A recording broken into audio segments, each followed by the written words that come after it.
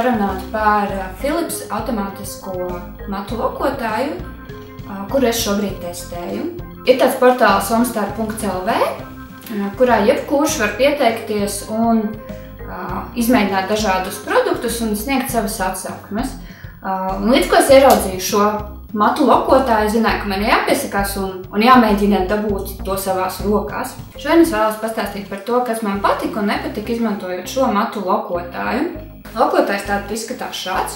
Pirmkārt, lokotājiem ir 2 metrus garš švats, kas man personīgi šķiet visai ērti, man pietiek. 3 temperatūras, 3 ilgumi, cik ilgi turēt to lokotājā iekšā, kā arī var izvēlēties virzienus. Lokas var dabūt skaistas un tīri vienādas. Vislabāk man pašai personīgi patīk darboties 210 grādu temperatūrā un 12 sekundes turēt lokas.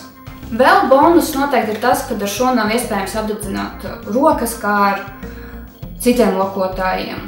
Bet ir arī lietas, kas man nepatīk.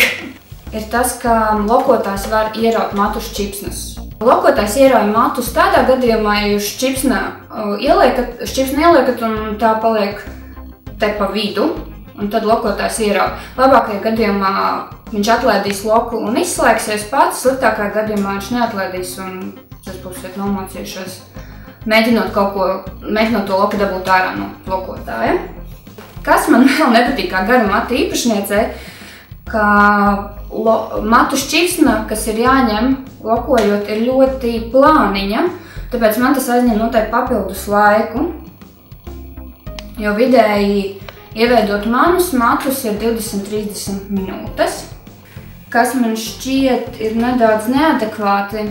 Vismaz manā skatījumā tā ir cena, jo lokotājs maksā 109 eiro, un es nezinu, vai es būtu gatava atdot 109 eiro par to, lai uztrauktos, vai manus matus neieraus lokotājā un man nenāksies griezt čipsi nost.